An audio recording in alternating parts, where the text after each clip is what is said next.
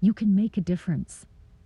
We all know ticks suck blood, but not just in the woods. Ticks can be almost anywhere year-round. Even though some are smaller than the head of a pin, they're big trouble. Even a tiny tick can make you super sick. So wear protective clothing and an EPA-registered insect repellent. And when you shower, remember, check for ticks everywhere. If you get a tick, tell an adult and go to ticksuck.org to learn how to remove it properly. Ticks suck, but being outdoors shouldn't. Ticksuck.org. Jazz 90.1 is again bringing you summer and fall jazz cruises aboard the Colonial Belle in Fairport. Cruises are scheduled to set sail on Mondays, July 13th, August 17th, and September 14th, and will feature live jazz and blues all while cruising the Erie Canal. Tickets are on sale now and are $35 per person for our 2-hour cruises and $45 per person for the 3-hour Erie Canal Lock Cruise on August 17th. Performers include the John Nargis Vince Ercolamento Trio in July, Bill Tiberio and Friends in August, and the Hannah Piquet Duo for our Blues Cruise in September. Come aboard in Fairport, just 20 minutes from Rochester, for a beautiful and jazzy evening on the Erie Canal. For tickets, call 966-5299 or visit jazz901.org.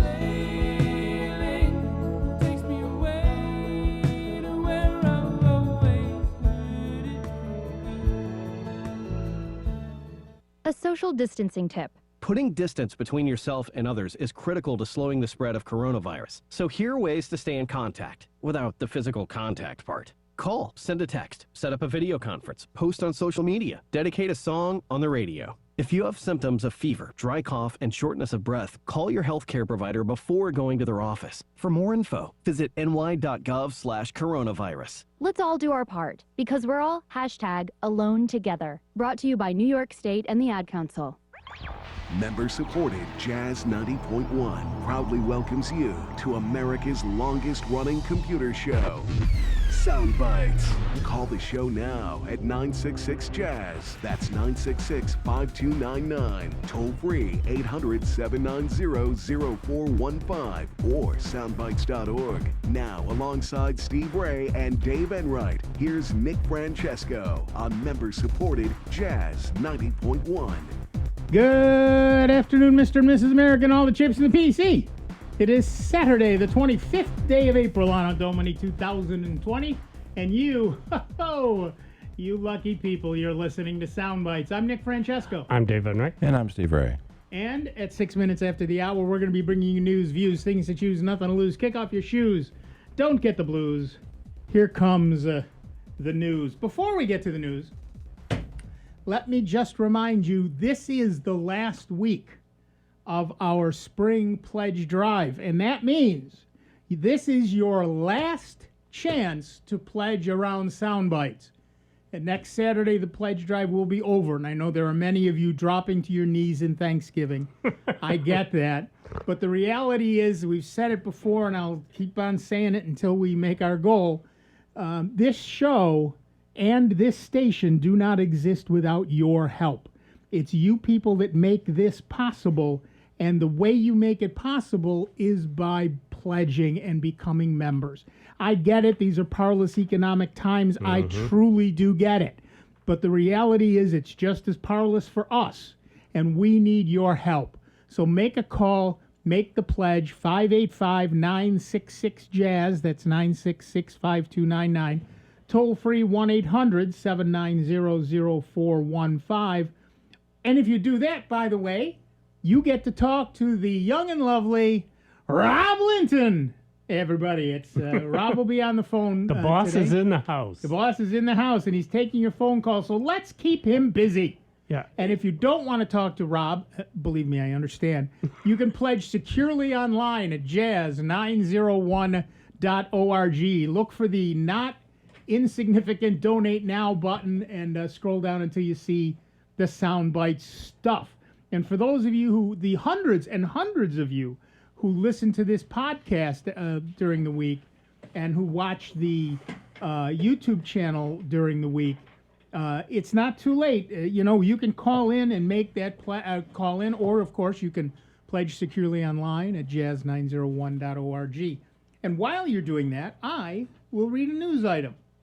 That's fair. You do your part, I'll do my part. Well, I just want to interject one other thing there that you were saying, though, that Rob has done for us, and that's got us the permission to be here live. We're not canning the programs, and doing something that you heard months ago, and No, the three of us doing the prescribed social distancing and everything else, we are here to take your questions. And we've been here for the past, through this whole thing. So you know what? Like Nick was saying, it's your last chance to show how much you really appreciate, us being here. I mean, we could easily, like you folks, be home, feet up, relaxing, doing what we want in our own homes. But no, we're still taking the time out on a Saturday to come down here, take your calls, answer your computer questions, because we realize, if nothing else, you're using your computers in that far more right now since this lockdown than probably you would normally use on a weekly basis. We've been joking about that at our office. We are considered an essential business, because imagine being stuck at home and your device is not working. We're running about 10 times our normal volume. And a lot of iPhone screens we see are being dropped or thrown, depending on the situation. Frustration level. And frustration, yeah. I was actually, we've had a couple of doctors come in with their phones that have been, slipped and fallen. And I was in line somewhere behind a police officer, and they were asking him, how's things going on? He said they're getting a lot of domestic calls now. Yeah. People have been stuck at home with their family so long, you realize you don't really like your family that much. Another reason you don't work from home? Yeah. Yeah, that's exactly right. All right. One of the things I've always said is the reason my marriage has lasted as long as it has is because we've got a big house. Yeah. There are just times when it's like, tell you what, you stay down here, I'll go upstairs. Social distancing there, too. You were practicing it before it was for even nearly trendy. 40 years, exactly. All right. Okay, it's been a couple of years since people were able to crash iPhones and iPads simply by sending a few symbols in Telugu, which is a language. But now it appears Apple has another debilitating text bug that's causing problems for iOS devices. Yes, this is not a repeat of 2018. It's a whole new thing. New thing. Stop. Don't quit your day job. Give me a pound or I'll sing again. The new issue stems from a handful of characters from the Sindhi language that, when combined with the Italian flag and then sent to, how do they even find these? And then sent to an iPhone or iPad, causes the device to lock up until it is hard rebooted, or Apple's OS eventually performs an automatic recovery process, which can take a while. It seems this bug is caused by the way iOS handles notifications, which means it is possible to protect your device by going into settings and disabling all notifications. What makes this bug a little more frustrating is that the issue isn't limited only to Apple Messages, as the bug has largely been spread through third-party chat and communications apps like Telegram, Discord, and even Twitter. Thankfully, while Apple's new iOS text bug may be annoying, it doesn't seem to be causing any lasting damage or data loss. Additionally, it seems Apple is already aware of the issue and is working on a fix. The text bug does not seem to affect devices running the iOS 13.4.5 second beta, left elbow. Based on how Apple has addressed similar bugs in the past, we would expect it to push out a bug fix sometime in the next couple of weeks. So until then, if you don't want to completely disable your notifications, you may want to stay away from strange chats to protect yourself from getting bombed by some buggy text. So our poll of the week at soundbytes.org, that is Bytes with a Y, Francis would like us to remind you, is iOS crashable via text. And your choices are, again, not a big deal, this must be fixed immediately, Apple, and other. So far, we've got 25 votes, and Apple is winning. If you'd said other, please head on over to our website, soundbytes.org, and scroll down on the right under Fascinating Stuff. You will see the forums. The second forum down is the poll discussion. Currently, at least, the number one item under the poll discussion is 25 April 20, iOS crashable via text. And, of course, you can give us a call once you've made your pledge, 585-966-JAZZ. That's 966-5299. Toll-free 1-800-790-0415. And, of course, if you're pledging and you don't want to talk to a human being, you can pledge securely online at jazz901.org. It's got to be frustrating for Apple that people are finding these things. Yeah. And it's got clearly something to do with the iOS code, because it's not just iMessages this time. It's pretty much anything that will do a notification. And it isn't happening on Android phones, so it clearly has something to do with iOS itself. We've seen some similar things on Android phones too. No, yeah. But this particular, yes. Yeah, this this specific is one, no. different, So yeah. I want to know how people are finding this. That's exactly. Did someone maybe someone wrote a program to try every possible letter combination with every other possible letter combination in every It's language? a lot of free time. That's Yes, that's the other thing. Yeah, well, that's exactly the problem now. But yeah, so it's an issue that both operating systems are vulnerable to this sort of thing. This is the second big one we've seen with iOS, and I don't, I guess part of it, of course, is that people will automatically. What is everybody pointing at? Okay. All right. So before we go much farther, remember, we are in a pledge drive. This is the last week. This is your last chance to pledge around Soundbites. Please help us keep this station on the air. Please help us keep this show on the air, just like Matthew did. And we would like to thank Jenna. Not Matt, Jenna. We would like to thank Jenna for this, and we're very, very grateful. Thank you. We're very pleased at this. Thanks. And if you do pledge through the week, either by calling the station or using the online Pledge-O-Matic, there is a form, a box where you can put in 4 sound bites if you like. So Right. when you're listening to the podcast, I do have to apologize to our podcast listeners. I forgot to hit the last publish button on last week's podcast. So, so it's been published now. So you're going to get 2 podcasts this weekend. That's nice. All right, we do have somebody texted in a question, and it says, when Greenlight connects to your house, do you need to run additional wires in your house? And if so, what type of wiring is needed? Well, this is true of any ISP. It doesn't be specific for Greenlight. Generally, what the ISP does is they'll put their router or terminator box in one room in your house, typically in your office. A lot of them like to do it on an outside wall because that's where they can drill through your wall, and then people will put their wireless router next to that, next to the internet router. And if you have a larger house, you might have trouble getting that wireless to the other end of the house. Right. It's at one end. And if it has to go through the kitchen, that's bad because all that metal blocks the radio signal.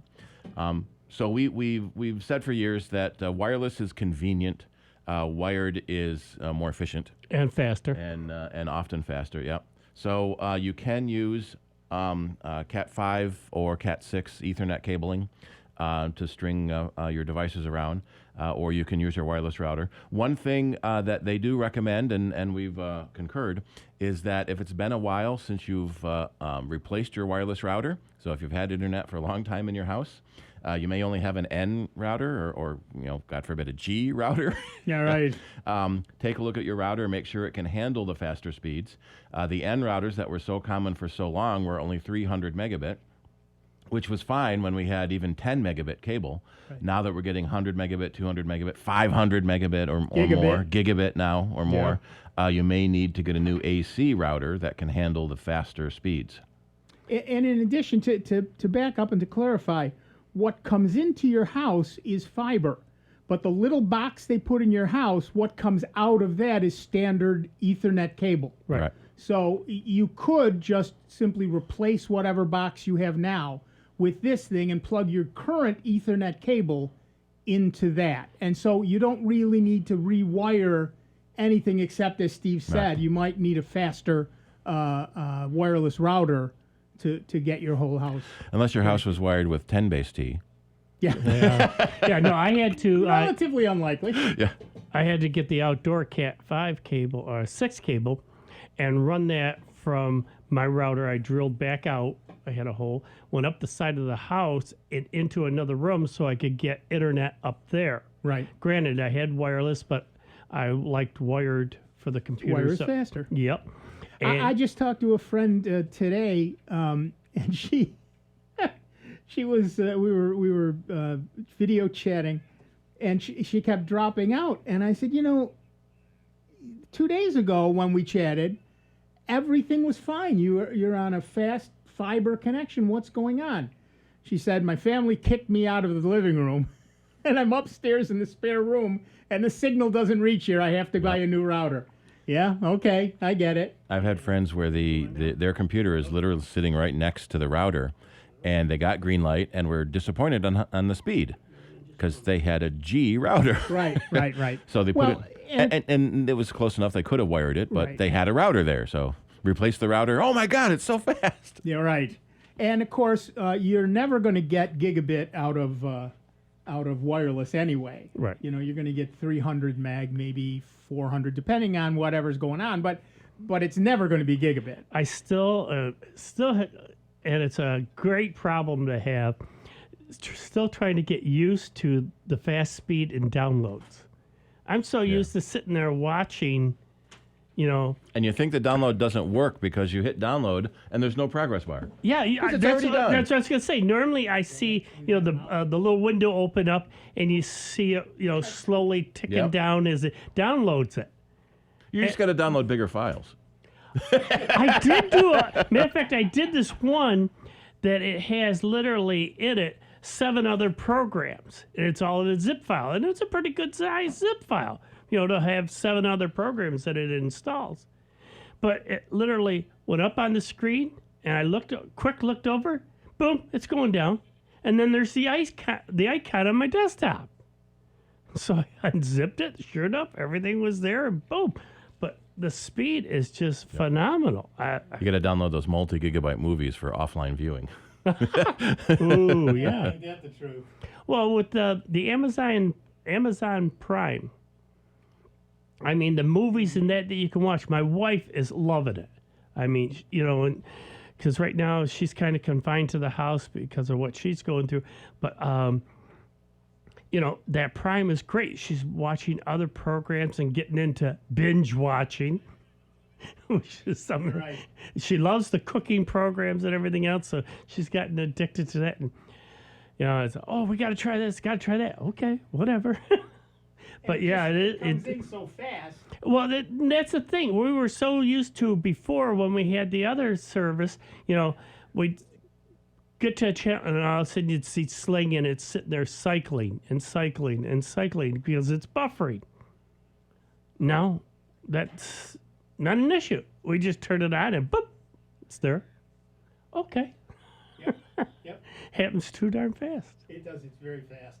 All right, let me, before we get back to the phones, let me thank Catherine for her very generous donation. Thank you. And Al for his very generous donation. And you know what? Mic is off? Yeah, your mic was off. Oh, my mic was off. Thank you. I turned it off because I was yelling at Rob. And I forgot to turn it back on. That's better than forgetting to turn it off. Yeah, exactly. So let me thank Catherine for her generous donation, and let me thank Al for his generous donation. And what the heck, we might as well talk to Al. Who's on the line. Hi, Al. Thanks again. Hey, guys. My pleasure. Hey, if anybody who's willing to spend their precious Saturdays on a beautiful Saturday inside answering questions. Exactly. Exactly. So what's up with you? Well, I had an experience that you guys will appreciate. I had, I won't name the source, but someone dropped a dozen or so hard drives and other about 15 pounds of stuff in a box. And I thought, gee, this is like Christmas, Some of these drives have never even been opened. Wow. Wow. They're not big. They're, 500 gigs, so that's... Yeah, that's not big anymore. No. But I've got enclosures for the 3.5 drives, and everything's going fine. But I went and ordered some 2.5-inch enclosures and discovered that the little SATA connector is different sometimes. That there's a wedge between the power and the data plugs. So my enclosures I've just bought that look like they'd be suitable even for the 3.5-inch SATA drives don't work on these 2.5s I've got. Yeah, I've seen some of them like that where they expect 2 separate cables to be plugged in, and so it leaves space for the cable edge, the connector edges, Right. versus one cable that plugs directly into both connectors at once. Because one's power and one's data. Yeah. So that's what I've got. It's a solid one-piece connector, and it just won't plug in. So I was just wondering, before I go searching eBay again, is there any specific term I should look for, or is there any descriptor that identifies these types of drives? You may be able to find it on the drive manufacturer's website as to what they call that connector. Okay. SATA 2, SATA 3, SATA 6, who knows? Yeah. And I apologize that I'm tapping into your brain power rather than doing my own legwork, but It's okay. you were convenient. Well, the first thing I looked up was SATA splitter, but that just leads you to one connector to two drives, which is not what you're looking for. Yeah. So this. It's just, like I said, I've got 12 of these drives. Half of them still in the wrapper. And I think they're tiny. I can't tell. The writing on it doesn't really tell me what it is, but I suspect they're both old and small. But Yeah. hate to throw that kind of hardware out. Yeah, no kidding. Given that 10 years ago I would spend hundreds of dollars to buy it. Well, exactly. Yep. So, okay, well, I'll continue my investigation. And again, thanks, guys. Thank you. Well, I wonder. A follow-on question. Hey, Yeah. Dave, a couple years ago you helped me out, and you put a little 2.5-inch drive in an enclosure, and you really liked the brand. Mm-hmm. You have a favorite brand for that? Yeah, nowadays, Al, there are so many, and they're all good. I usually like StarTAC. Yeah, StarTAC is a good one. I mean, go a little bit more. Don't go the cheapest. Like I've always said, go a little bit more in quality than, say the cheapest one that, you buy this one and, for an additional $5, we'll throw you in another one. Deals like that aren't always the best. So, just be selective. And if you can, try buy American. Yeah. If you can. And that connector you're seeing might be a mini SATA, which is sometimes called an M SATA. Okay. Which is physically smaller than the old SATA. Yeah, I mean, like I said, over the years, it was kind of iffy, but nowadays you can get them for, $15-20. Yeah, my big trick is we just bought a bunch of them because they were inexpensive, and they turned out to be USB 2 only. So make sure you get USB 3. That's what I'm saying. Also, paying a little bit more, yeah, you're not getting the bottom of the barrel. Yeah. There's 7mm, 9mm, and 12mm drives. So you have to make sure how tall your drive is to get a case that fits how tall that. Okay. Yep. So the bottom line is, you're buying a parachute, don't go to the lowest bidder. You got it. The truth. Exactly. Yeah. Okay. Thanks a lot, guys. You'll get a pair of shoes, but they just might not fit. The parachute's working pretty good now. I guess I'll take it off. Yeah. All right, before we go to break, we have another, somebody typed in a question. Just got a Pixel 3, and I'm ready to throw it through a wall. Can you recommend a simple phone app that allows you to select a specific number for a contact that has multiple numbers for the recent call list without having to go into the contact list, which is what the built-in phone app requires? Also, needed voicemail app, thanks. Well, okay, let's take the second one first because that's easy. Voicemail, I get my voicemail directly from Google. That's one of the things the Pixel 3 lets you do. And I use Google Voice to do that. And because I've loaded the Google Voice app on my phone, if a phone, and I've set it up that way, if a phone call doesn't get answered by me, it goes to Google Voice. Google Voice takes the message. Not only does it record the message, but also provides a transcript, which is hilariously inaccurate most of the time. But if you're not using a Google Voice phone number, no, I'm not using a Google Voice phone number. I have both. Yeah. I have both, and they both go to Google Voice. So I get my stuff through them. And I would have thought that app already comes on an Android phone. I would think it would, but it depends on who we got it from and what they did to it when they did it and blah, blah, blah, blah, blah. What interface is hiding on top of the Android, yeah. Well, if it's a Pixel phone, there should be none, but that's true, but yeah. Still. And what I'm looking at is there's a contact widget.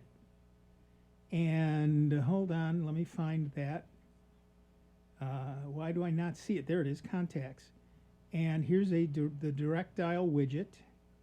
And if I go there and I pick a person, he has 2 numbers. And so when I go there, it just picked one. You tap on the number you want to call? Pick the first one. So I think that's what they want to. Someone has 6 numbers. How do I call the third one down without having to dial it manually? Yeah, I do not know. He says it's a stocked Android 10. Yeah. Okay, that I do not know that. I've never looked for that because I don't have more than one number for most people. Huh. All right, we'll look that up, but we're going to take a quick break. Back in just a couple of minutes with Dave Enright, Steve Ray, Rob Linton, me, Nick Francesco, and you. It's 30 minutes after the hour. It's Soundbites. It's member-supported Jazz 90.1. Make that call. Make that pledge. We'll be right back. Computer talk you can understand. More Soundbites is next on member-supported Jazz 90.1. Here's your invitation to join Jazz 90.1 and save. With the Jazz 90.1 member card, you get 2 meals for the price of 1 at restaurants locally and across the nation. Dine at dozens of local restaurants and save money, all while supporting Jazz 90.1. Just use your member card a few times and you'll easily recoup the cost of your membership. Ready to become a member of Jazz 90.1? Call 966-JAZZ, that's 966-5299 today, and become a member of Jazz 90.1. Sunday nights are Spectrum Sunday nights on Jazz 90.1. Spectrum Sunday nights. I'm up every morning with the sun. Start your evening at 7 with Jim McGrath and the Blues Spectrum, followed by the Soul Jazz Spectrum with Chuck Ankersall at 9. Spectrum Sunday nights.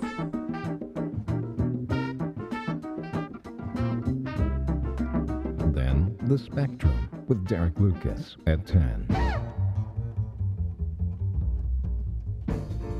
From blues to soul jazz to the spirit of jazz, join us Sunday nights starting at 7 for Spectrum Sunday nights, only on Jazz 90.1. Spectrum Sunday nights. Ready to become a member of Jazz 90.1? It's easy to do and it feels so good. Just call 966-5299. That's 966-JAZZ, or pledge securely online at jazz901.org. And remember to check if you work for a company that matches donations. This could double or even triple your pledge. Anytime is a good time to become a member of Jazz 90.1. Has your child swallowed your medicine, your laundry detergent, your nail polish remover? Call the Poison Helpline. Have you inhaled paint thinner, glue, pesticides? Call the Poison Helpline. Have a question about a dose, a fume, something your kid just drank? Call the Poison Helpline. Poisonings can happen at the home, on the job, or in the great outdoors. Call the Poison Helpline first for fast, free advice from medical professionals. Call 1-800-222-1222 anytime, anywhere. 1-800-222-1222. Save the number, save a life. Brought to you by the U.S. Department of Health and Human Services. Some of the best sounds you'll ever hear are generic. Safe, effective, even money-saving, just like FDA-approved generic drugs. Even if they don't come in the exact same color or shape as their brand name equivalents, they have the same key ingredients and go through a rigorous review process. Talk to your doctor or pharmacist today and visit fda.gov/generic drugs. Generics are safe, effective, and can save you money. You'll like the sound of that. Jazz 90.1 wants you to know that the Greece Central School District Food Pantry is currently providing emergency food services to over 130 families per week in our district. They are in desperate need of non-perishable food donations to continue their efforts. Items most in need can be found at jazz901.org.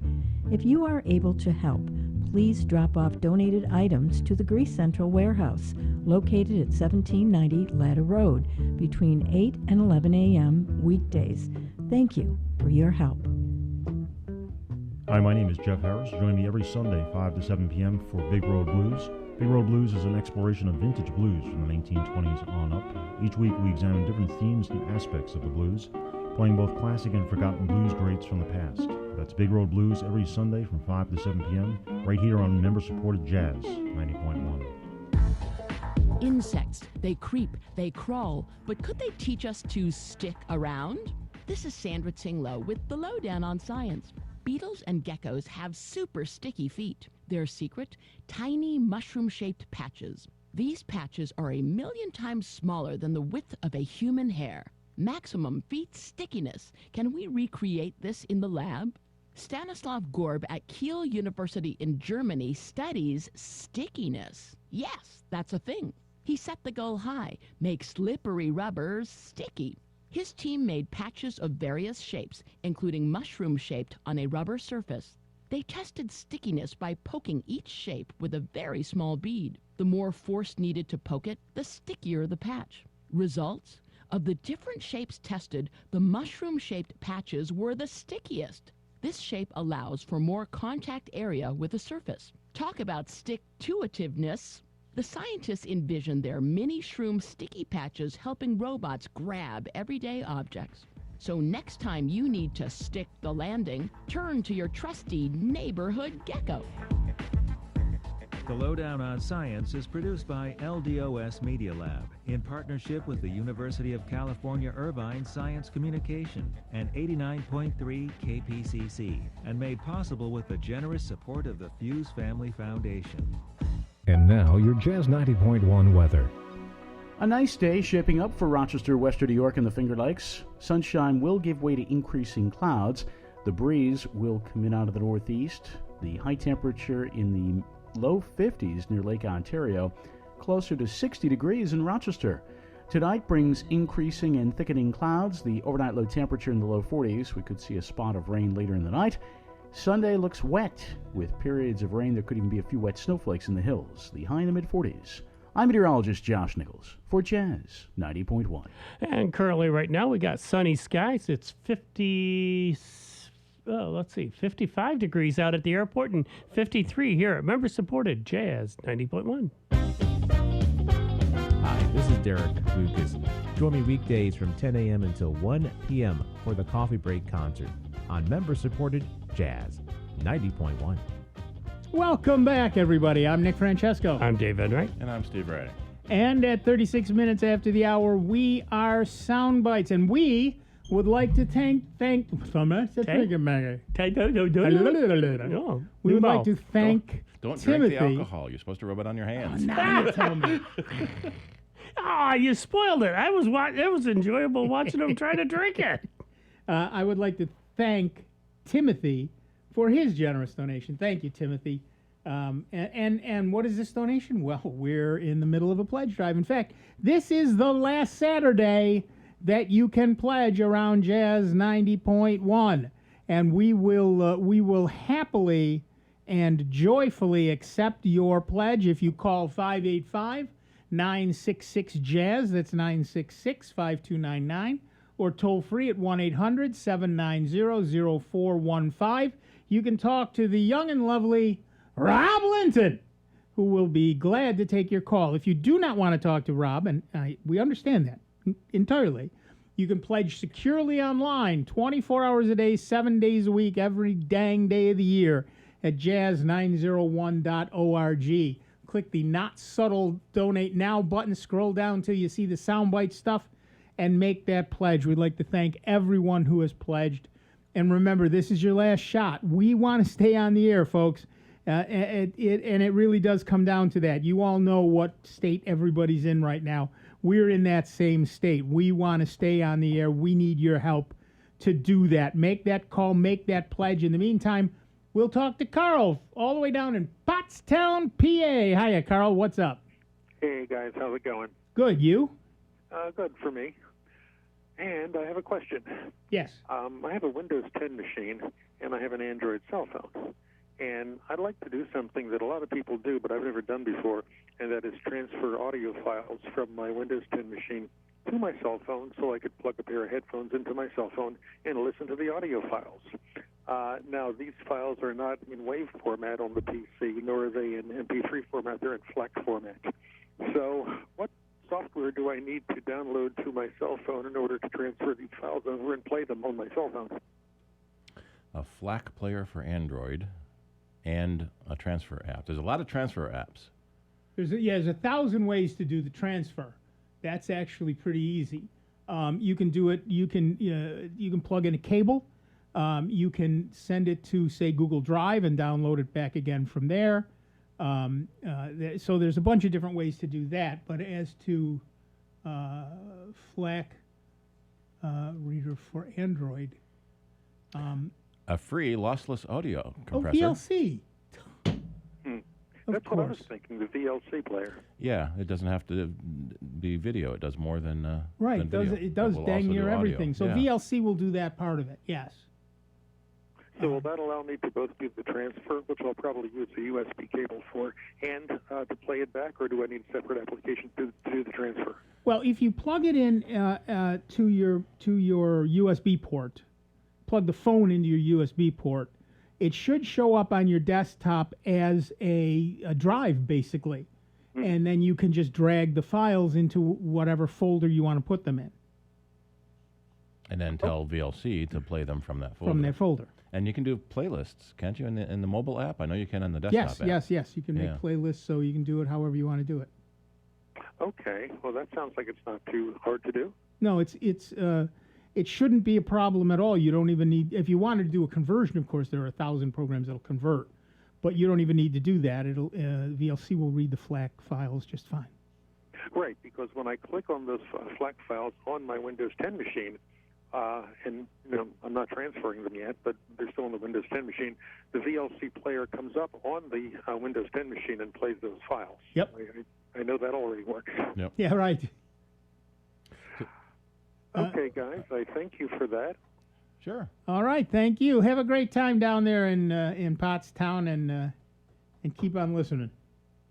Okay, I will. Thanks. Bye-bye. Thanks. Bye-bye. It looks like Windows Media Player version 12 can do FLAC device music files, but I don't think they include Windows Media Player in Windows 10 anymore, do they? No. They also certainly don't include it on Android, which is where he actually wants to play the music. Yeah. So yeah, it's.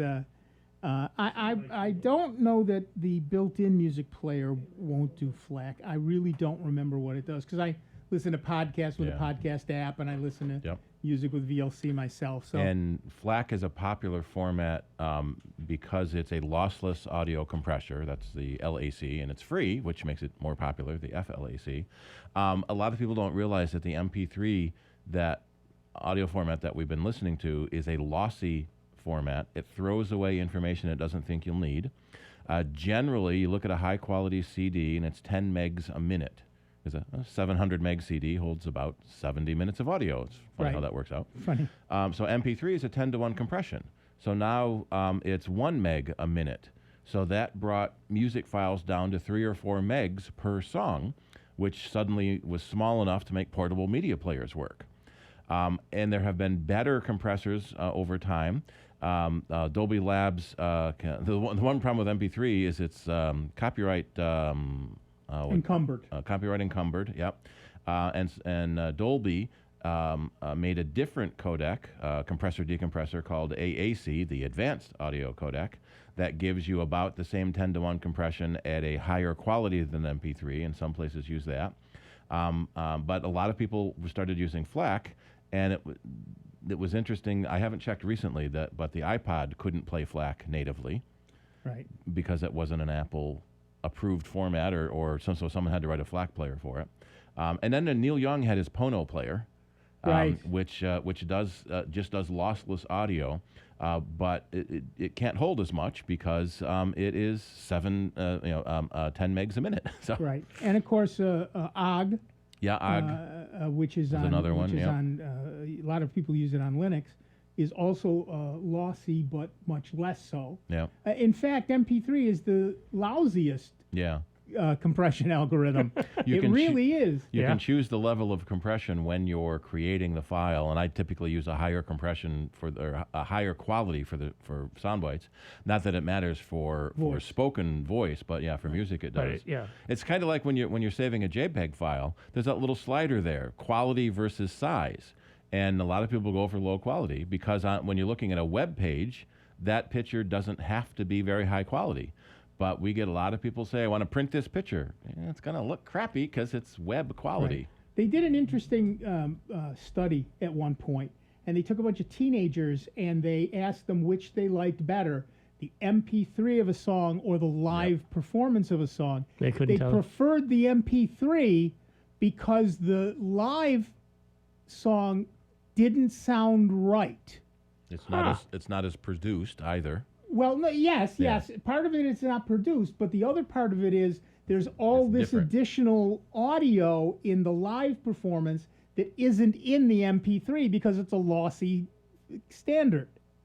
And so they are not used to hearing the richness of the sound. It doesn't sound right to them. Yeah. Speaking of photos, we had somebody else just type in, when in Google Photos, when you put a pic from your timeline into an album, is it still in the timeline when you open up the photo? Is there any way just to have it in the album and not in the timeline? Not that I know of, because it doesn't actually move the file anywhere. It just adds another tag to it, basically. It adds another link, like another string that goes from the timeline over to the folder. So when you tell it to do a search, it knows where to look. Yeah, the no, I'm timeline sorry. is basically all your photos ever. Right. Which is often handy because if you decide to delete a photo from a folder, it doesn't delete it from your timeline because it's not really in the folder, it's just tagged on that folder. Right. All right, back to the phones. Our next caller is Larry from Rochester, New York. What's up, Larry? Good afternoon, guys, and I have re-upped already. Yeah, that's what we like to hear. Thank you. Thank you. My daughter has a MacBook Air, and we have an Asus, I don't know if you care for the number VZ299H, if that means anything, external monitor and an external keyboard that's used because she edits video in Final Cut Pro. Recently, when she plugs up the external monitor and closes the clamshell, the monitor will show for a while and then it'll cut off. And so, we went through a few things and looked at it, couldn't figure it out. I grabbed the box that the monitor came out of, and of course the instructions are worse than crappy. So I went online and actually found an instruction manual, if you will, for all the little buttons on the thing. And the only thing that I could really see that was of relevance was whether or not the input was from VGA or HDMI. And of course, it's checked for HDMI. And of course, the output to the monitor is HDMI. So that's the only thing that I could find in this whole thing that might be relevant.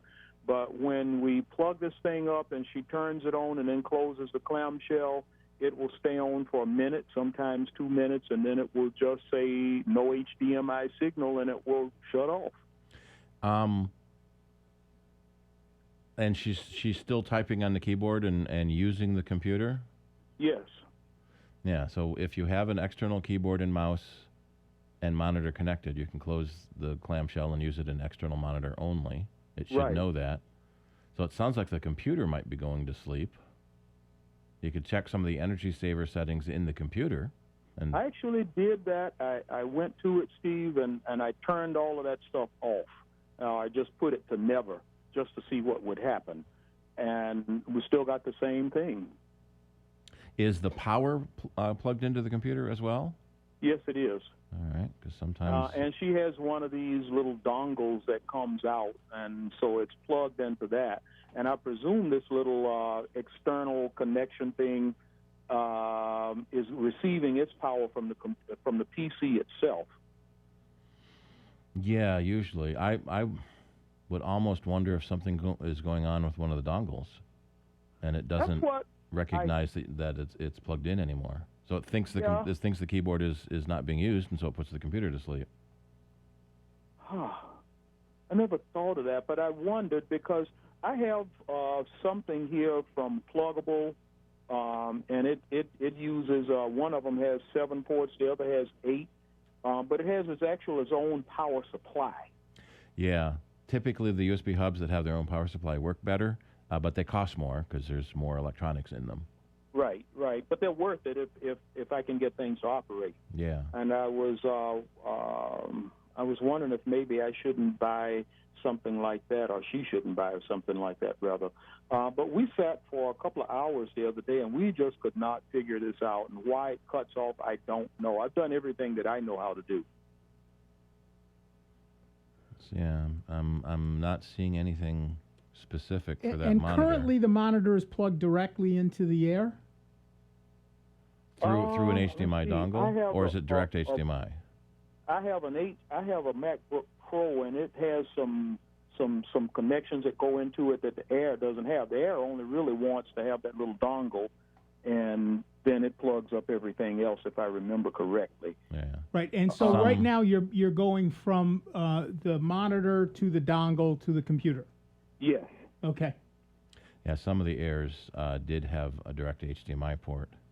I don't believe this one does. I'll look again and see, but I'm familiar with my MacBook Pro and not her Air. But I think, if I remember correctly, we were plugging into the dongle. I would try a different dongle if you can. Okay. Try to limit the number of things plugged in to just the keyboard, mouse, and monitor, and see what that does. Oh, and see, that's the other thing she has, because she's using MacBook Pro. She has sometimes 2 different external drives going. One just running one just running what is Final Cut Pro, and then the other one actually has the file she's working on, that kind of thing. So there's lots of stuff plugged into it. Well, but in this case, just as a test, disconnect I those and see if it works. Right. Okay, well, that's something we'll try. Otherwise, had it been my monitor and not hers, I would have thrown the thing through the window. It just got frustrating when I spent so much time and it won't work. And Right. It seems like it's such a simple thing to do. Just close the clamshell and away you go. Right. The other thing to do is to swap monitors with her, just for a test. Ah. I mean, the idea is to eliminate as many possibilities as you can. Right. I think we have another one. Yeah, that's something we can do right away. Perfect. And there is an app called Caffeine, available in the App Store, I think, or probably direct download too, that prevents your Mac from going to sleep. Yes. So it's called Caffeine. I even remember, in fact, it might even be Caffeine has it, where it'll wiggle the mouse a little bit every now and then, so your computer thinks it's still awake. Because we've had problems over the years where you're downloading a large file, and the computer goes to sleep because you're not doing anything. Right. But the computer is still doing something. It shouldn't go to sleep. Right. Yep. Okay, Caffeine. I'll just type that up. Yep, I'll put a link up that's to in it. the App Store. Okay. From Lighthead Software. Yeah. Okay. And it's even free. Well, go ahead. All right. Thanks. Okay. Thank you. Bye-bye. Thanks, Larry. Yeah, I've been using Caffeine on my Linux box, and it's great. Sounds like your name. It does keep the machine running. It never goes to sleep. I use that during class when I'm teaching because sometimes I'll talk for 20 minutes, and the machine then goes to sleep, and people are watching Bouncing Cows. It's unfortunate that the energy saver preferences that say don't sleep, right built into the computer, aren't working. That's Right. frustrating. I've got mine set to sleep at 2 hours, so that's the limit of our meetings that we usually have. Right.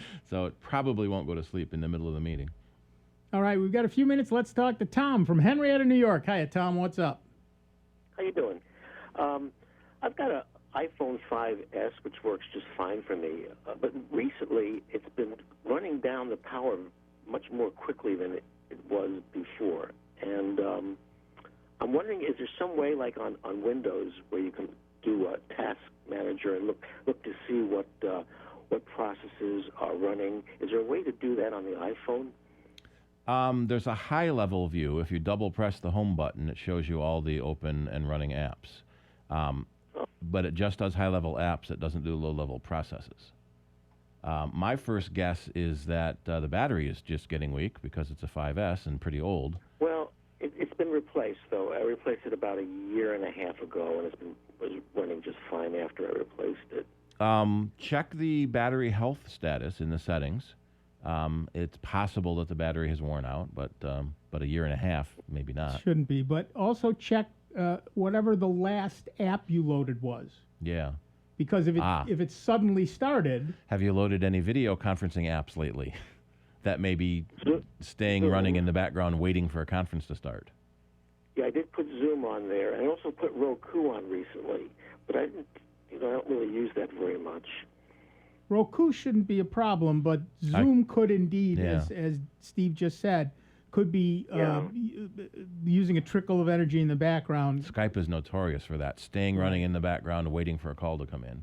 Right. Okay, yeah. And that high-level look should tell you if Zoom is still running. Yeah. Okay. Mm-hmm. All right, I'll do that. Hey, by the way, when I was on hold there waiting to talk to you guys, there's a lot of, I don't know what you call it, static or some kind of an interference while you're waiting. It makes it hard to listen to you guys talking, off the radio. Not on the radio, but over the phone. Right, right. I just heard a modem sound start. Yeah, that's what I thought I heard too. Okay, thanks. We'll take a look at that. Thank you. Hey, the boss is here. We can complain directly to him. That's exactly right. Sure, go Thanks, ahead. Tom. Tell them that. Thanks. Hey, guys. Thank you. Yep. Thanks. Look, there's another app called amphetamine. If caffeine isn't good enough for you, you can go to amphetamine. Juice it up. Nice. We want to thank our friend Dolores for her very generous, I believe this is an extra gift. Thank you. And she said her marriage with her husband lasted over 50 years because he had a detached garage. Man, ain't that the truth? That's it. Get to the garage, honey. Hey, leave me alone. We had a video conference last night with the Airplane Club, and guys were showing off their workshops and their plane rooms and all the planes hanging on the wall, and I was so envious that they have a room they can do that in. Yeah. And for many of them, it is the garage. Yeah, a piece of that's what. Or down the basement, even. You know, a piece a lot of the of garage, folks- a piece of the basement, and I can go and my wife has this room that she does her stuff in, and I've got this room I do my stuff in. Yeah. We have that. We have a 4-bedroom house. Well, my problem is we've only got one DVR because I didn't want to pay the extra for the multi-house DVR. So we've got my shows, her shows, and our shows. Right. And so whoever gets to the TV first gets to choose. Right. He who has the controller. Yeah. That's right, man. It's the power in the house. Well, that's like you said. I got my own separate room for my ham stuff, and it's just my stuff. And I go there and I can just totally zone out, and I do it. And like you say, you need those different sections of the house. I've just realized I need 2 rooms because when I'm on a video conference, which I'm doing a lot these days, I can't really 3D print anything because it's too loud. Well, that's annoying. Well, no, everyone should say, "Oh, what's that noise?" And then you can have a half-hour tangent on, "This is my 3D printer." Yeah, we've done all that, see? So the first time it was interesting. Yeah. The second time it was okay. After that, it's like, could you turn that stinking thing off? You can't put it in another room and remote to it? I can, but I don't have another room. Although now I could take over my daughter's room. Yeah. She has her own place, She right? has her own place, so I could take over my daughter's room. I've already moved a whole bunch of stuff into that room. So... she doesn't need it anymore. She doesn't need it anymore. It's still her room, but she doesn't really use it anymore. So we're very happy with that. Ooh. Well, you can leave her stuff in there, but just sort of rearrange stuff. Take the bed down and fold that all up. Yep. Push it all against one wall. Her stuff is technically still there. Yeah, exactly. That's exactly what I have done, as a matter of fact. All right, so I want to thank Francis for a very generous donation. Thank you, Francis. We're very honored. Thank you so much. We are in the middle of a pledge drive. We need your help. We need your support. It's that simple. It's what keeps this show alive. It's what keeps this station alive.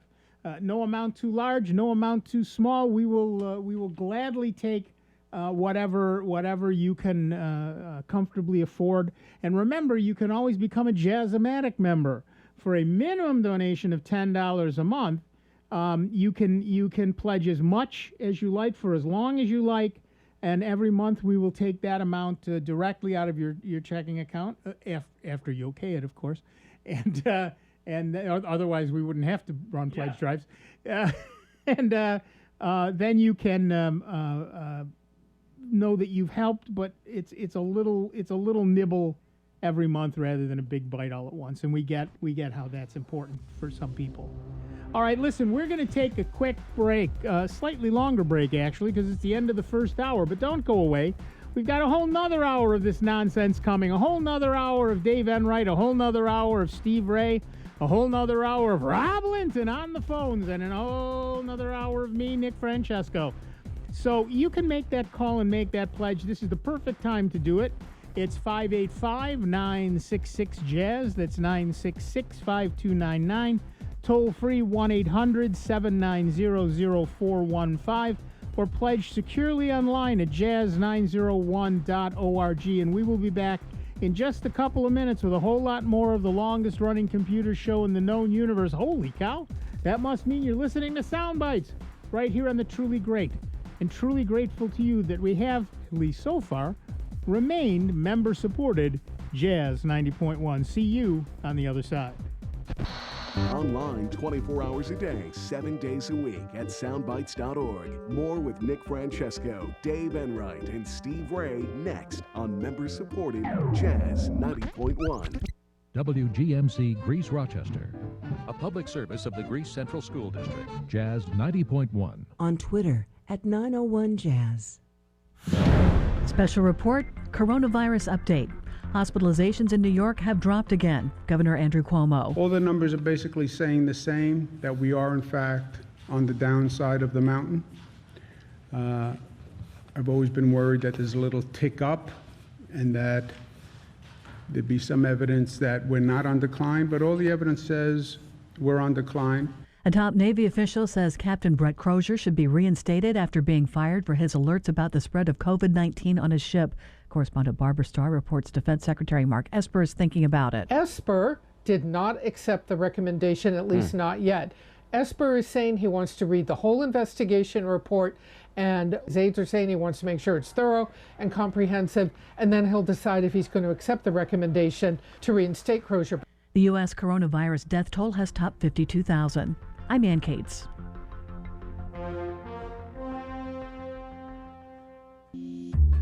This program is presented by the Centers for Disease Control and Prevention.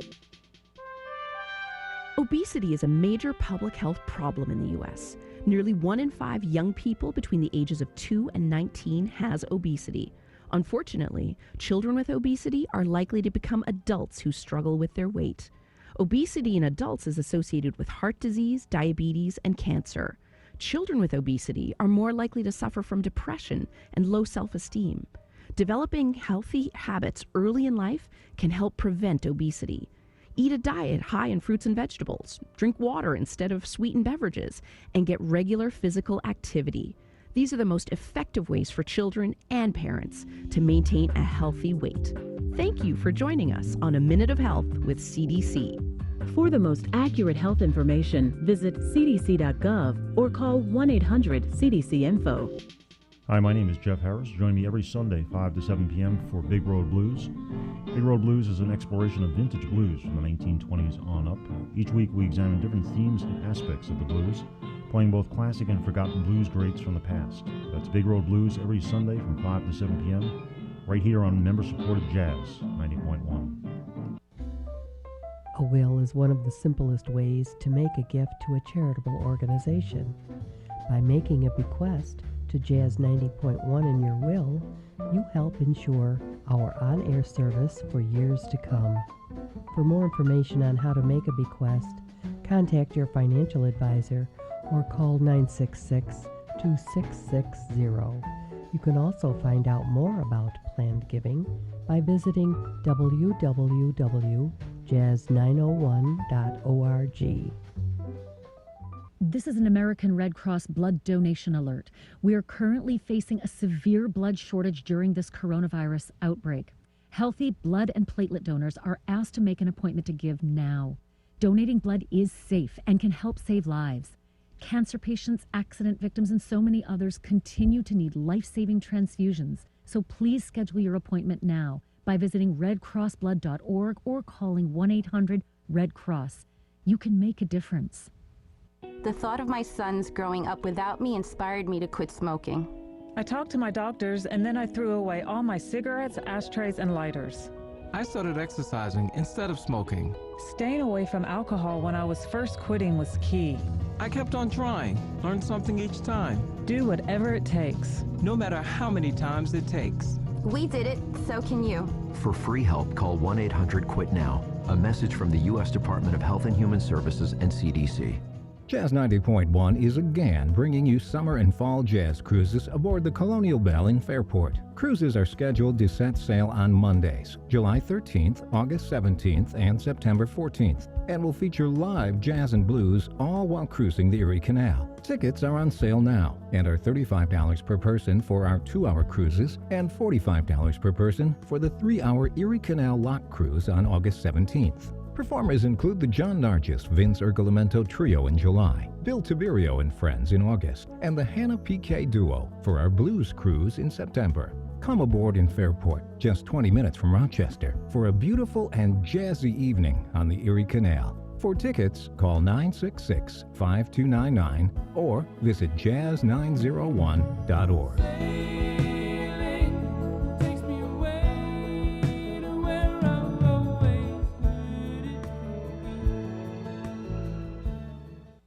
The success of any business depends on its ability to offer value, a great quality product or service for the right price. Businesses themselves need to get value for the things they need as well. As an underwriter of Jazz 90.1, you can get the word out about your business, what you do, where you are, and how to reach you. Underwriting messages are straightforward, simple, and easy to remember. Underwriting at Jazz 90.1 is a great way to promote your business while supporting public jazz radio. For more information, call the Jazz 90.1 business office at 966-2660 today.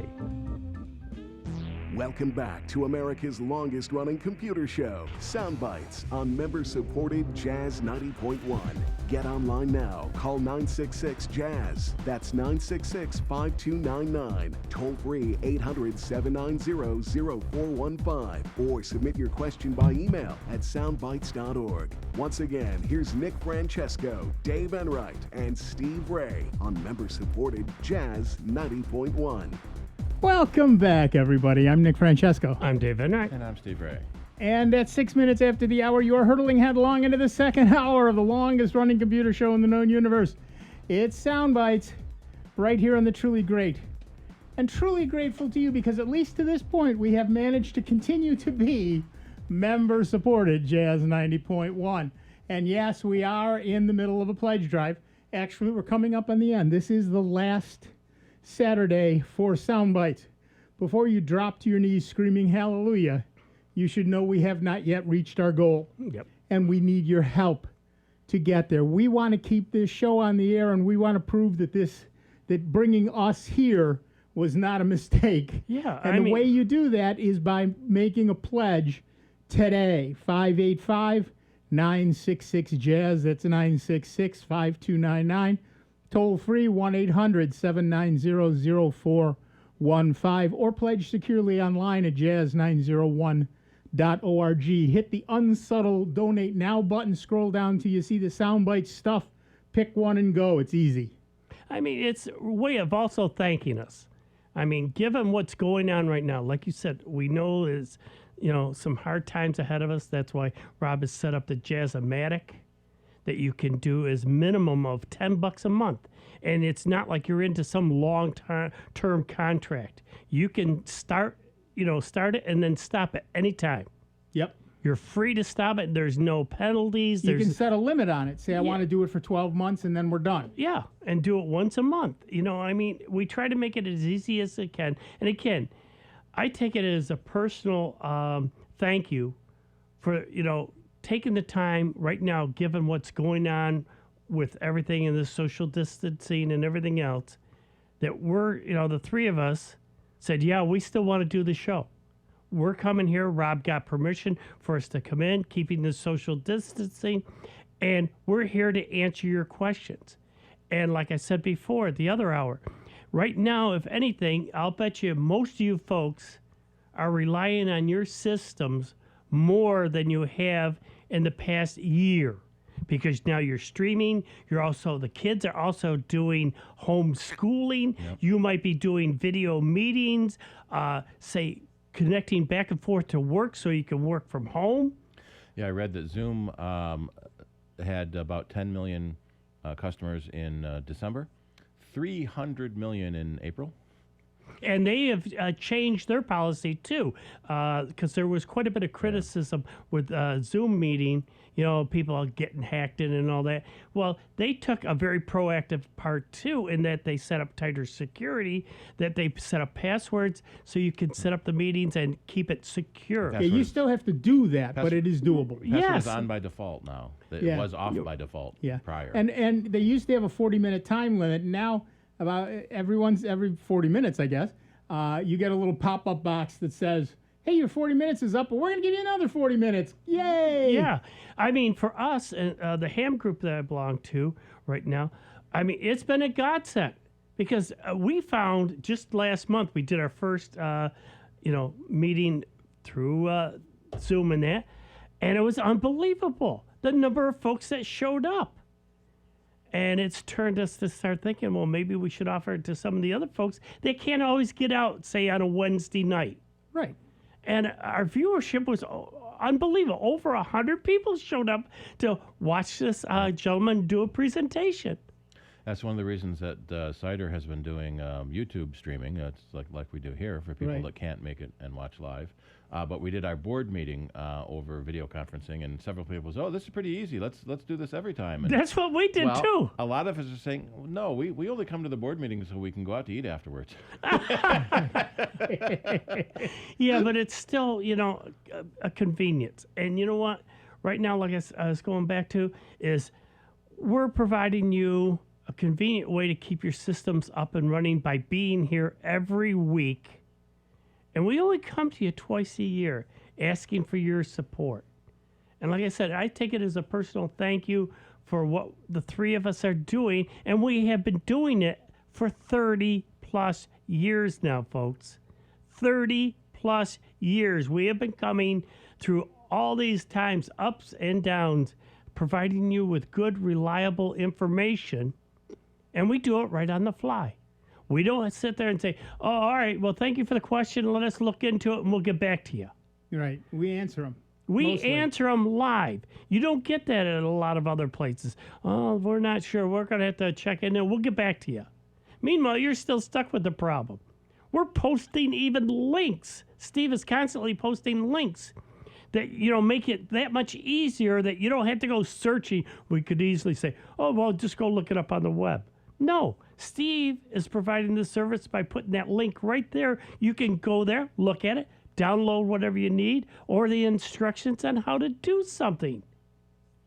I mean, and all we ask is that you pick up that phone and give us a call. 585-966-JAZZ. That's 966-5299. Toll free 1-800-790-0415, or pledge securely online at jazz901.org. And we want to thank David. Thank you for your kind words in the YouTube chat. Yeah, we do YouTube. Steve also does the podcast every week, and all of that is on his own time. God bless him for all of that, when he remembers to hit the button. Yeah.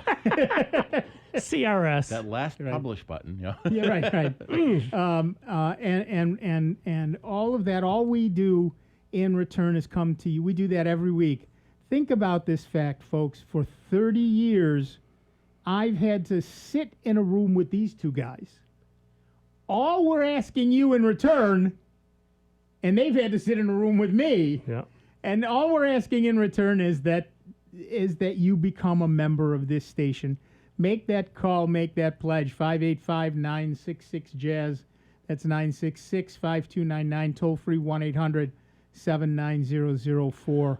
Or pledge securely online at jazz901.org. Well, you also have to realize that Rob went a little above and beyond to he really toot did. Rob's horn right now. Given the situation, most of the stuff right now, the DJs are coming in, and we're doing a lot of pre-recorded stuff and that type of stuff in the library to keep the jazz rolling.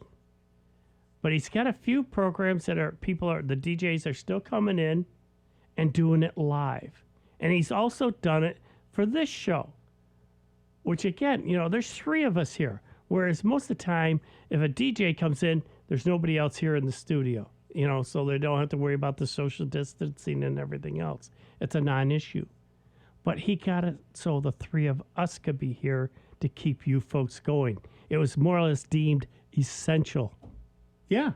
We were essential because we're providing information which is essential for you to keep your systems up and running and your kids maybe doing their homeschooling and everything else right now. And if you feel that we are essential, show the support.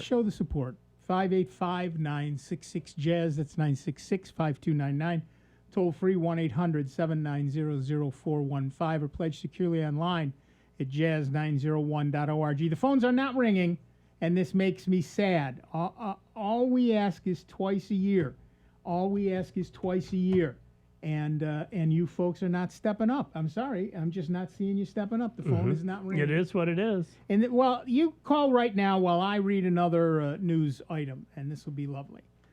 Speaking of video conferencing, Google Duo video chatting app is about to get a big bump in call quality thanks to a new video codec technology Google plans to roll out within the next week. The codec, called AV1, is the product of an industry-wide consortium called the Alliance for Open Media.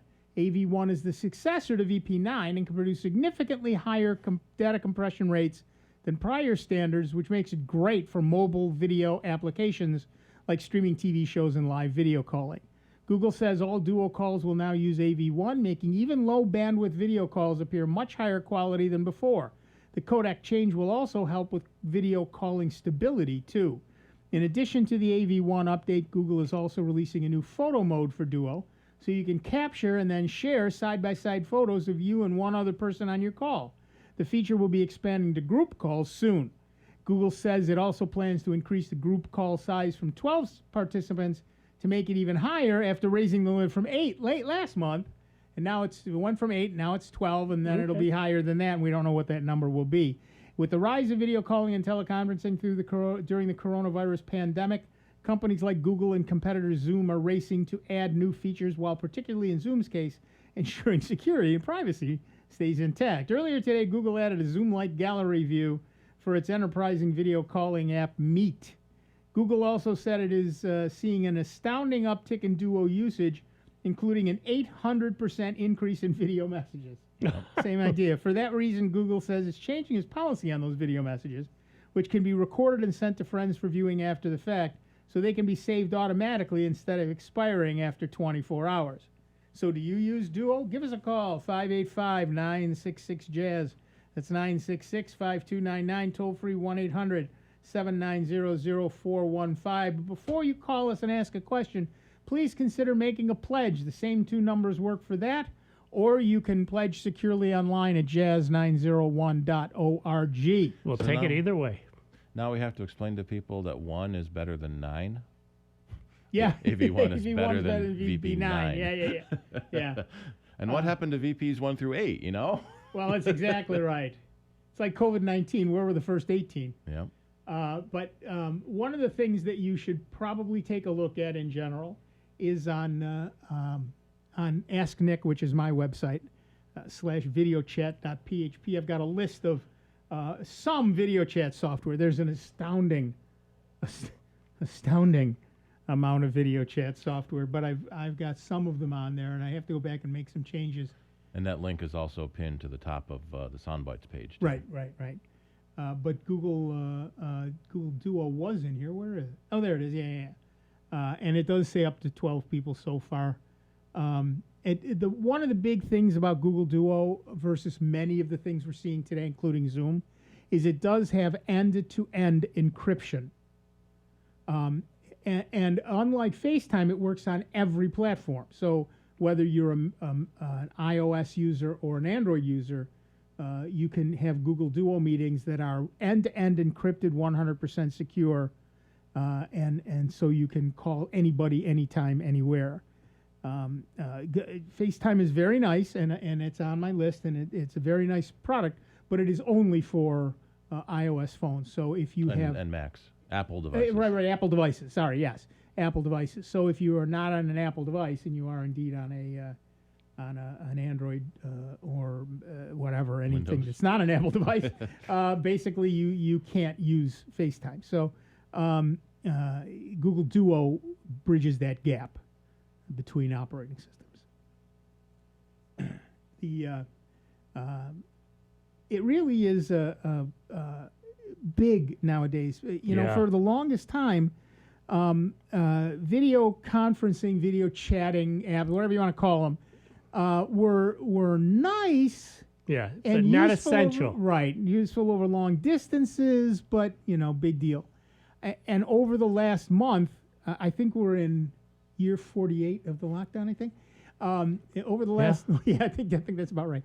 Over the last month, I cannot count the number of calls and emails and whatevers I've gotten for people who want to know about these things and how to properly set them up and how to be secure and which ones are the best. And best is such a slippery term. And but so that this list, the video chat list at Ask Nick, will give you a slight overview. Obviously, your mileage may vary for any of these, but there are a number of free ones. There are a number that you pay for.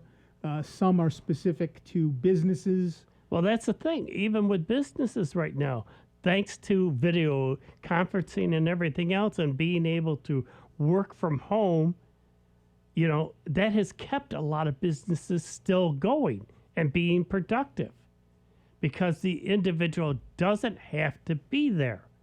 They can, say they're a tech support or whatever. They can do that from home, keeping the social distancing, but yet keeping everything running smoothly, answering people's questions, filling orders, and doing this and that.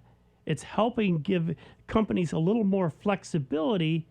Maybe, they're not doing 100%, of what they'd like to do, but at least they're still going. It's just like some of the restaurants right now.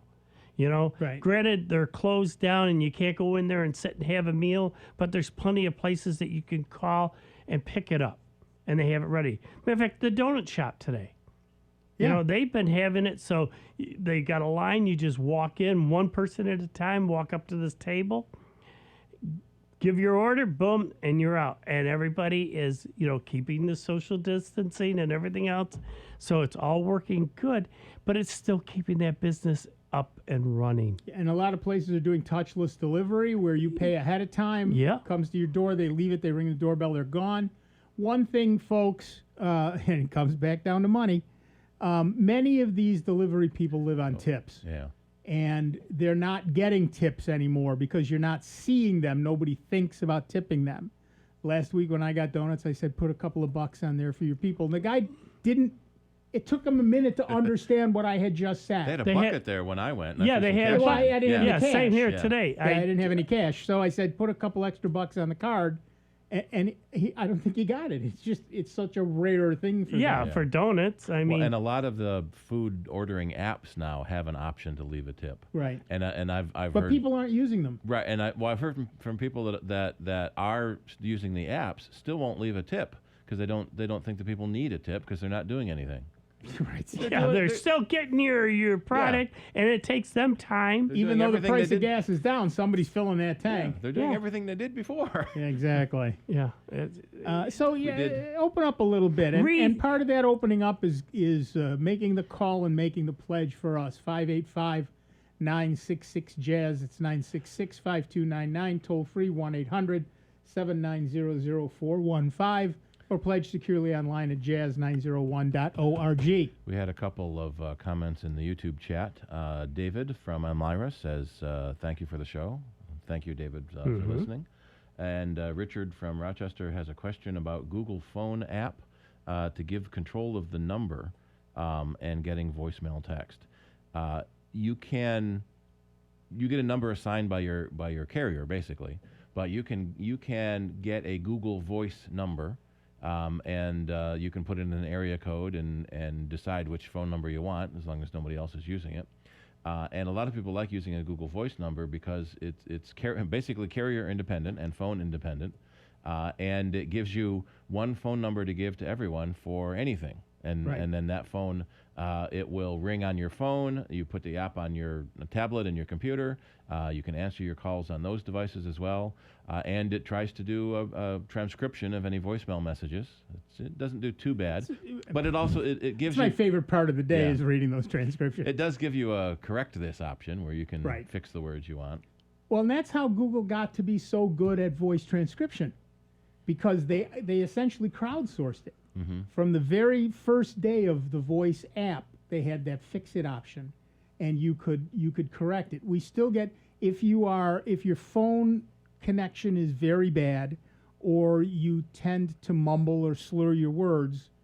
I have a friend who only calls when he's slurring his words. Let's just put it that way, and I never understand what the transcript says for him. I don't have any idea, but and you know who you are. But if they're not slurring too badly, or their accent is not too terribly thick, Google Voice does an awfully good job these days of transcribing what you've said. It's pretty amazing. And there's a recording app for Android that also does transcription.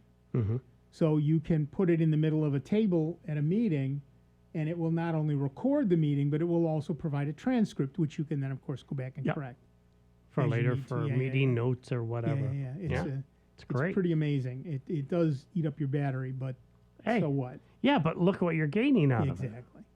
Exactly. Google is moving ahead with that stuff. And now, of course, one of the things that they've added, and I think it's in Duo, is automatic translation, on-the-fly translation. So there's an app where if you speak Farsi and I speak English, I can hold this app between us, and it'll translate back and forth. I've seen some little gadgets where somebody will speak, and all of a sudden that she brings it back, and she sees the she was Chinese and this is American, and she spoke into it and it translated it. Yep, and that's in your phone now. Yeah, that's in your phone. So Google is leveraging their stuff on a lot of levels. One of the things they don't do is a good job of advertising all of that. I mean, you've got all these amazing features, and people just aren't really cognizant of them because Google hasn't advertised them. Well, one of Google's problems is they have so many different apps that do similar things between Hangouts and Meet and Duo and Voice. So it's like Google's got a lot of engineers doing a lot of cool stuff, but you don't need to make 6 different voice chatting apps. Right, and that's one of those things is when I bring up a contact, one of the choices is a video call. Well, what app is that?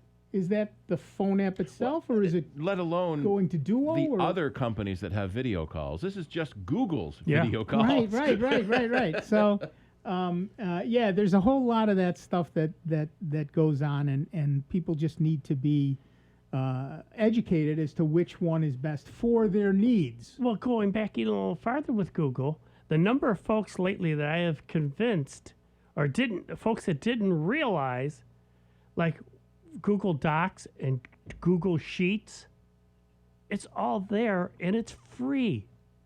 They go, well, yeah, they're going to charge you later down the road, right? No, haven't yet. I've been using it for a number of years right now. It's always free, and it's there, and it's secure, so I don't have to worry about losing it. Right. If my hard drive crashes, no big deal. It's still up there. And I've saved a lot of great information, and especially photos. That I can't say enough about. Yeah, I've got 50,000 photos up on Google Photos, and it's all stored there. Takes up no space at all. It takes up a lot of space. It just doesn't count against my quota the way I've saved them up there, and it's great. I can see them on my phone, on my tablet, on my whatever I want, and yeah, it doesn't matter where you are, and they're accessible. So if you even take a trip and you want to work on a document or something, didn't bring it with me, no problem. I just log into my Google account, say on a laptop, and there's the document, and I can work on it. Yep. And I don't have to have it physically on the drive or, with me on a thumb drive or anything else. It's there, and it's of no concern. And if something happens to the device, say my hard drive or anything else, well, just a few months ago, my computer died. Mm-hmm. It owed me nothing. It was over 16 years old. Served its time. Hey, it was only doing one thing. It shouldn't have died so soon. Yeah, I know. Only 16 years? Yep. Yeah. And it was only running one program, and that was my QuickBooks. And I wasn't worried. Like I told you before, it was Windows 7. It wasn't on the internet, not doing much, but it finally died. Well, it did. No problem. I already had that part backed up because the Quicken I always back up daily. The rest of my stuff was of no concern. My photos? No, they're up on Google. Your documents? No, up on Google. And any spreadsheets that I've created over the years, I've moved over to Google Sheets, and they're all there. Yeah. We are getting a lot of people coming into the store now with broken screens on their phones. Yeah. And used to be batteries, now it's screens. Right. Sometimes it's both. And one of the things we always ask them is, do you have a backup of your data? Because sometimes if the screen is too damaged, we have to replace the whole phone. And the answer is almost always, I don't know. Or it will be, it tries, but my cloud storage is full. Okay, so you can back up to your computer for free, or 99 cents a month you can get more cloud storage. Right. Yeah. All right, we're going to take a quick break. Back in just a couple of minutes with Dave Enright, Steve Ray, me, Nick Francesco. We have Tom from Rochester on the line. We'll get to him as soon as we come back. And you, it is 30 minutes after the hour. It is Soundbites.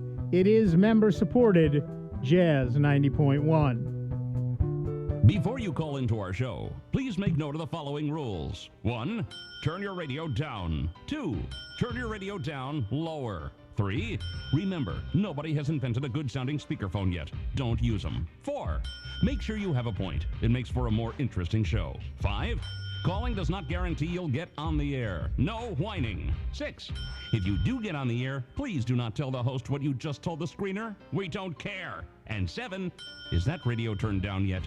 We hope this will make for a more enjoyable program, and we thank you for your time.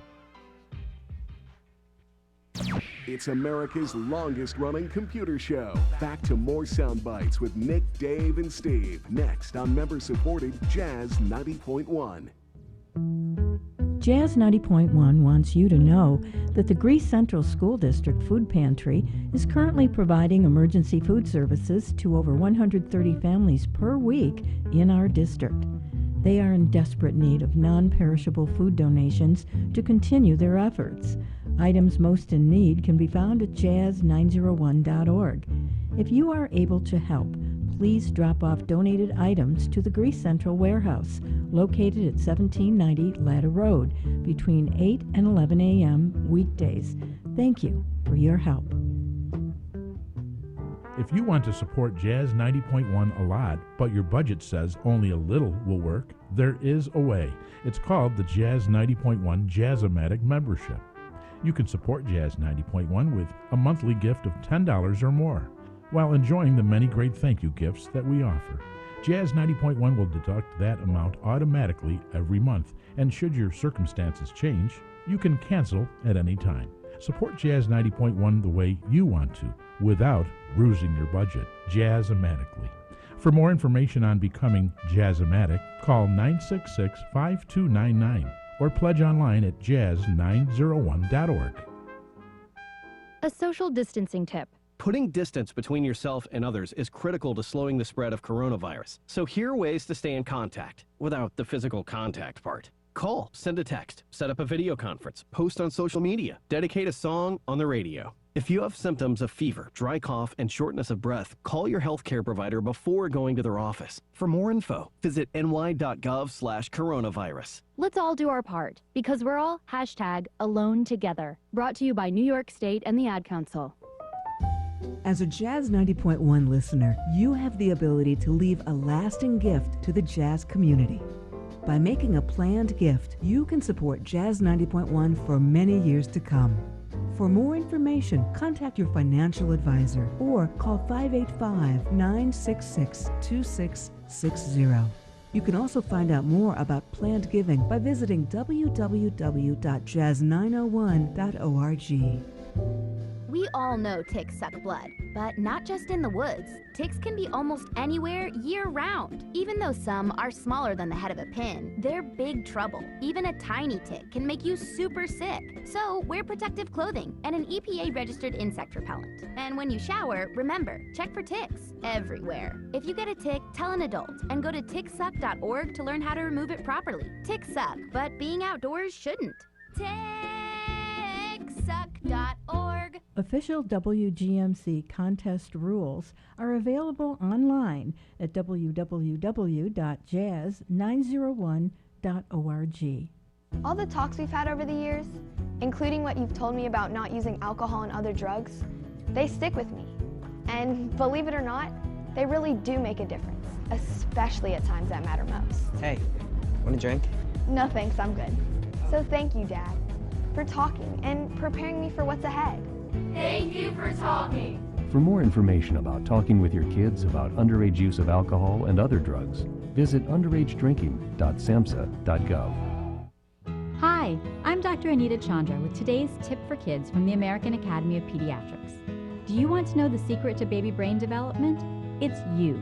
Your baby's brain develops rapidly in her first few years. 2 apples on top. So talk to her, read and sing as much as you can starting from birth. You don't need fancy toys. Play peekaboo, read a book, or just talk about your day. For more information on baby brain development, talk with your pediatrician or visit healthychildren.org. Here's the latest Jazz 90.1 weather forecast. A nice day shaping up for Rochester, Western New York, and the Finger Lakes. Sunshine will give way to increasing clouds. The breeze will come in out of the northeast. The high temperature in the low 50s near Lake Ontario, closer to 60 degrees in Rochester. Tonight brings increasing and thickening clouds. The overnight low temperature in the low 40s. We could see a spot of rain later in the night. Sunday looks wet with periods of rain. There could even be a few wet snowflakes in the hills. The high in the mid-40s. I'm meteorologist Josh Nichols for Jazz 90.1. And currently right now we got sunny skies, 54 degrees out at the airport, and 54 degrees here at member-supported Jazz 90.1. Hi, this is Al Malutis. Join Ray Seraphin and me on the Polka Bandstand Show every Saturday morning from 10 a.m. to 12 noon on member-supported Jazz 90.1. Welcome back, everybody. I'm Nick Francesco. I'm Dave Enright. And I'm Steve Ray. And at 36 minutes after the hour, we're dang near done with this edition of Sound Bytes, just a half hour to go. And that means you have only half an hour left to pledge around Sound Bytes. Yes, we're in the middle of a pledge drive. Yes, it's the last week. No, we have not reached our goal. And we would love for you to become a member and make the pledge, just like Paul did. Thank you, Paul, for your very generous donation. We are, thank you. It's great. And you should join all of the people who have pledged so far today. That's Jenna and Catherine and Al and Timothy and Dolores and Francis and Paul. You can do it easily. 585-966-JAZZ. That's 966-5299. Toll free 1-800-790-0415. But the easiest way to pledge is to do it securely online at jazz901.org. Just look for that unsubtle Donate Now button and scroll down till you see the Sound Bytes stuff.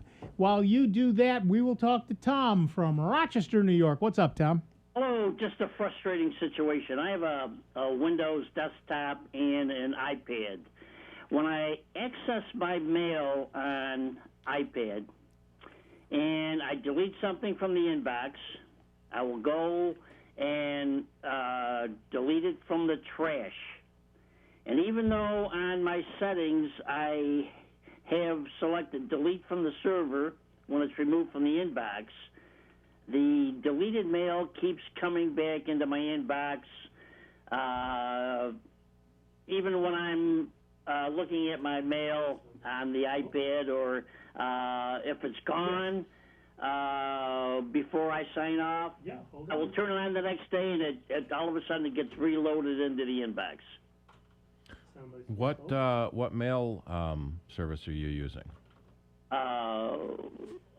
You mean on my iPad? Yeah. It's just the iPad mail, or No, the Apple's mail. No, not the mail program, the mail service. Roadrunner, Google, Spectrum, Frontier. I have Frontier ISP, and it's. I mean, I don't know what you mean. Maybe I'm missing something. What's your here. email address? Just the last part. The app. FrontierNet.net. There you go. That's who it is. So Frontier is your email service. Yes. Which means it's Yahoo. Which means it's Yahoo, and that's part of the problem. Right. So Frontier is using Yahoo as a back end. We have seen issues if you have your iPad set up to send and receive mail from Frontier, and it does seem to work better if you have it set to Yahoo instead of Frontier.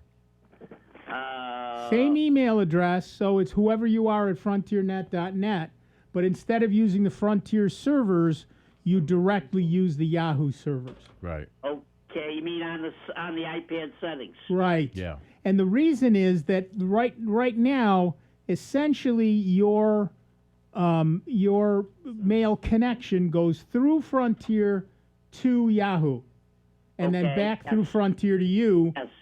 And that's an issue. If you go directly to and from Yahoo, it solves some problems. And by using Yahoo, you can set it up for IMAP so that it automatically deletes everything from the server and doesn't use POP, because Frontier only handles POP, to store it on your local computer.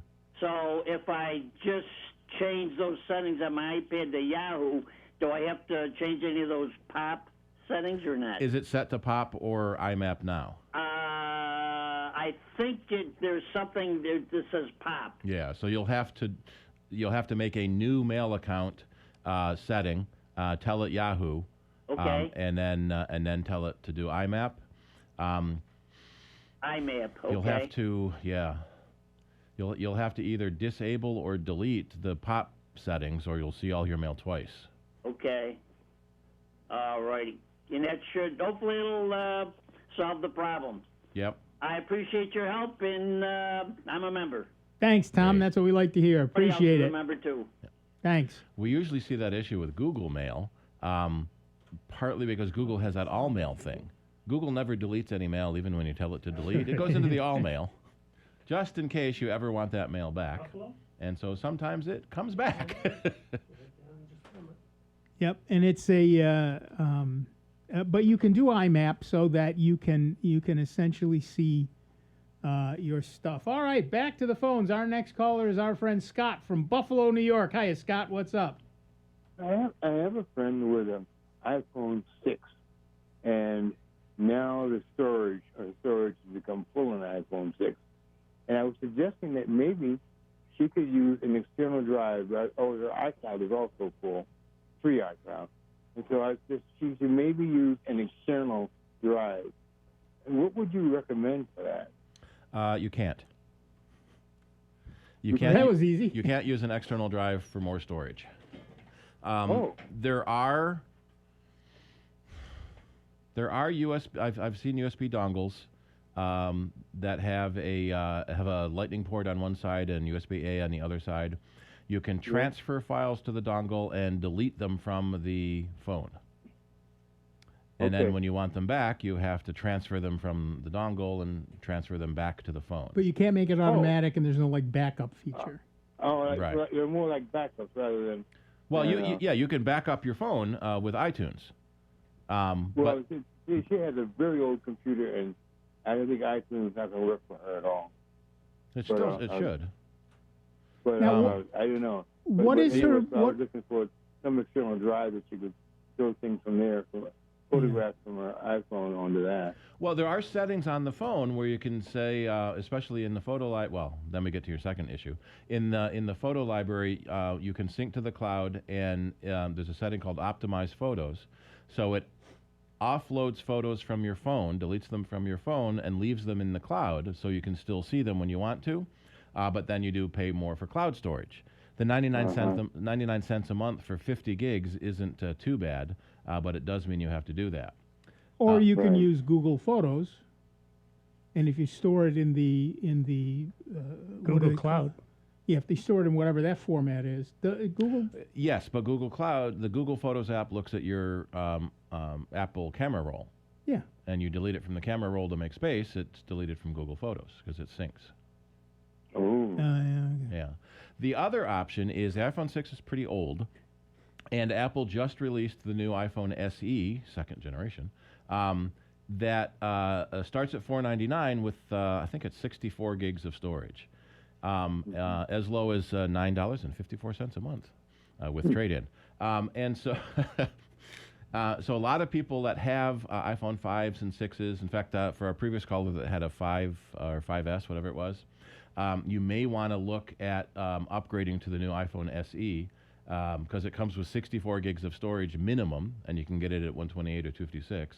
I am guessing she probably has 16 gigs of storage on that phone because that was. This is what she has. Yeah, that was common back then.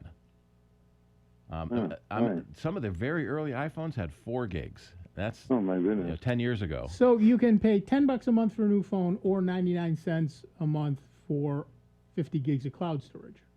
Basically. Great. Yeah. Oh, great. Good advice. Thank you very much. Yep. All right. Thanks. Yeah, and the nice thing about the iPhone SE is it's pretty much an iPhone 11 in the smaller size. It's a 4.7-inch phone. It doesn't have the fanciest cameras. It has the 11 camera, not the 11 Pro camera. But it's a really interesting buy now, especially at the $399 price. Well, and I believe that it's like the Pixel 4a. Apple has has learned from what Google did with the Pixel 3a and the Pixel 4a. People buy them in droves. Yeah.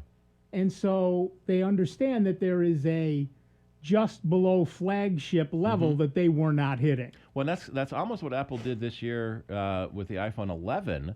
Was the $799 model, and the 11 Pro was the $999 model. Right. And trying to. But still, that $500 price point makes a difference. Yep. Makes a difference. All right, back to the phones. Our next caller is Joel from Henrietta, New York. What's up, Joel? Yes, I was wondering, since Goldcrest is out of business, where does a hobbyist go for small parts?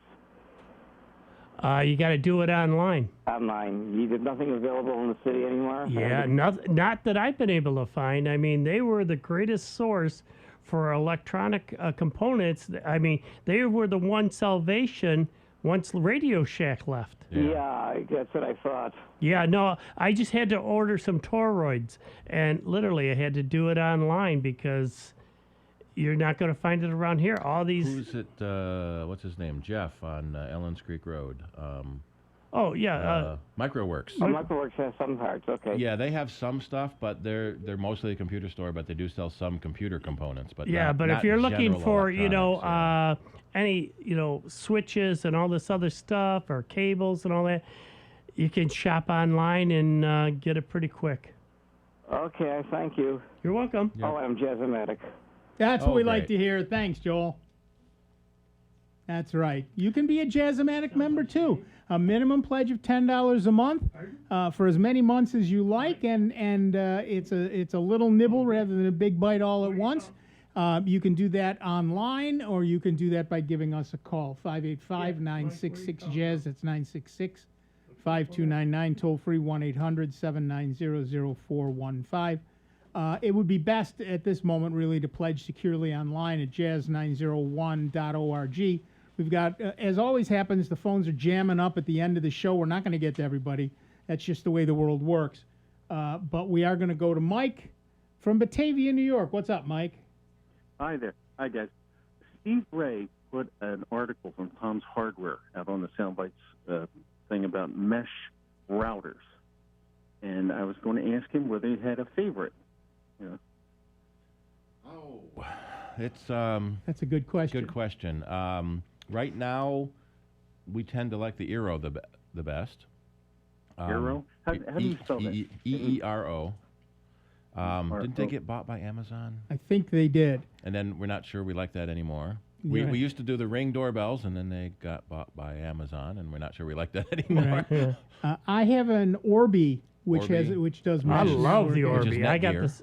Which is Netgear. Yeah, we've had problems with Netgear in the past. We haven't tried any recent ones, but So far the Orbi has been The rock Orbi solid. is so sweet in that you can go into the control panel on a web browser and see everything that's up. It's very user friendly. Many of the higher end ones the do Eero that has now. that, I mean, It's and nice, the yeah. Orbi with the satellite with it, you can spread Wi-Fi throughout the whole house. Yeah, it's we really tried the nice. Google Nest router, and we're disappointed. Really? We expected better from Google. It's a great Google Assistant. Right, and that is nice. It is a Google Assistant in every node. But I like I said, I have the Orbi. I've heard very good things about the Eero.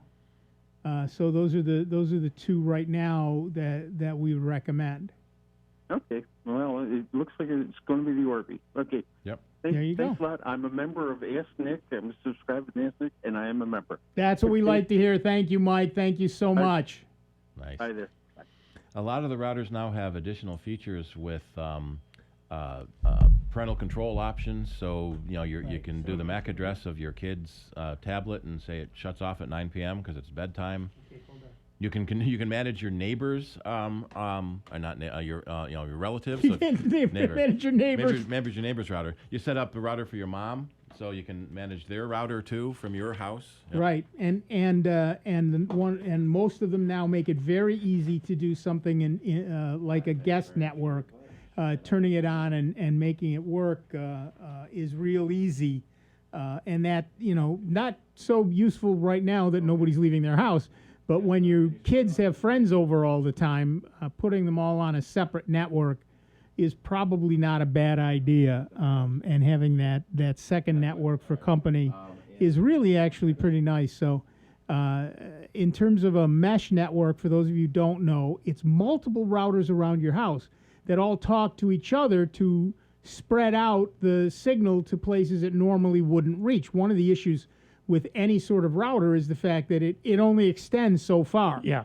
But if you have a second satellite in that within the first one's reach, then it can extend the reach that much farther. Well, like Steve was saying before, if you've got it, say, at one end of the house and all of a sudden you want to do some stuff in the kitchen where you can spread out on the kitchen table and all that type of stuff, having it out there, and putting one of those mesh units out there, again, is spreading it that might otherwise be a dead zone or very, it might get there, but maybe a very slow and not reliable connection.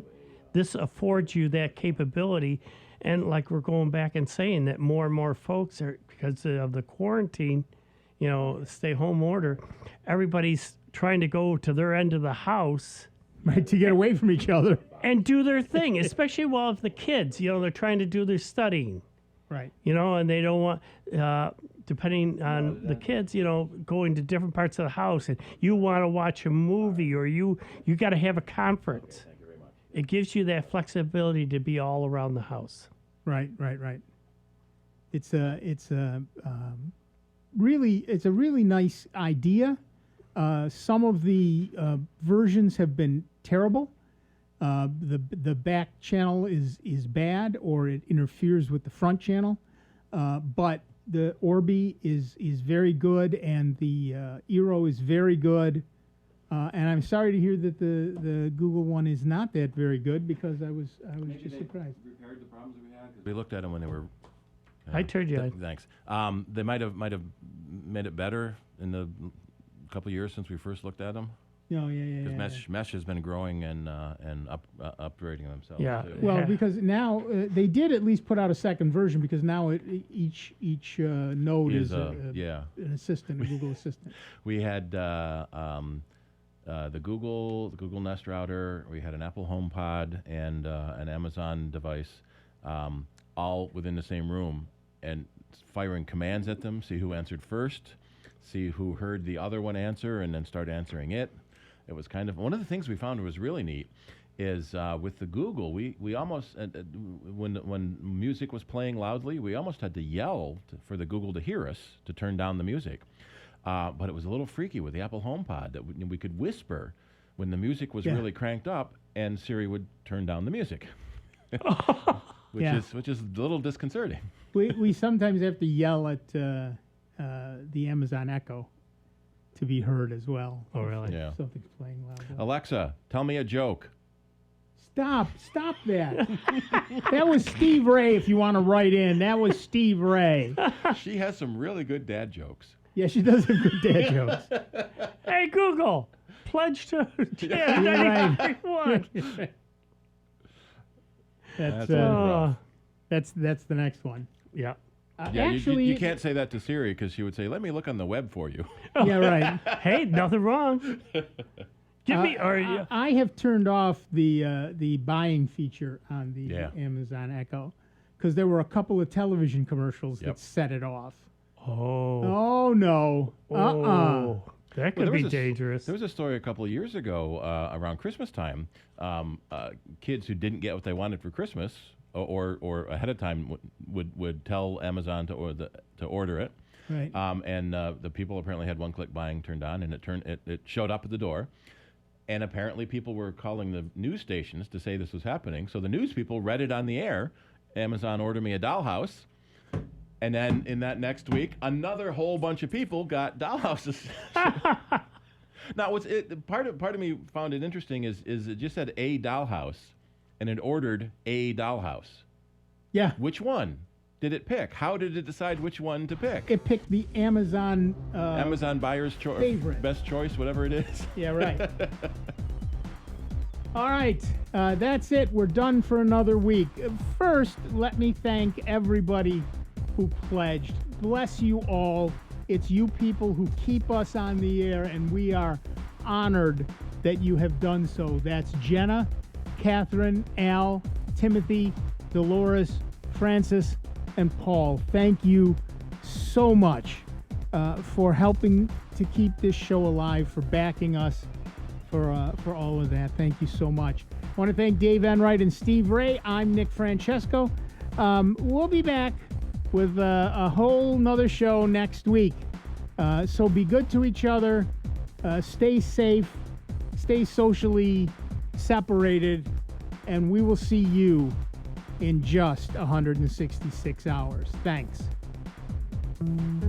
Jazz 90.1 wants you to know that the Greece Central School District Food Pantry is currently providing emergency food services to over 130 families per week in our district.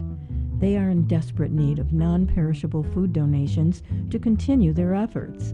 Items most in need can be found at jazz901.org. If you are able to help, please drop off donated items to the Greece Central